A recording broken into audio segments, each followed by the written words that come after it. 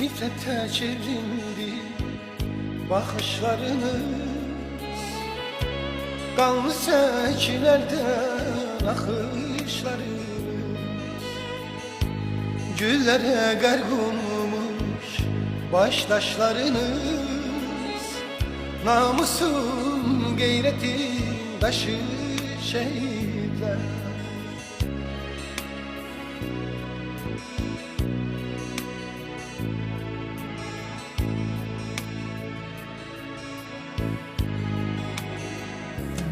Dünyanın heyrete salan oldunuz. Azadlık odunda yanan oldunuz.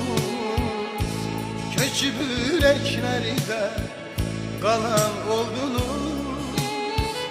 Unutmak olar mı sizi?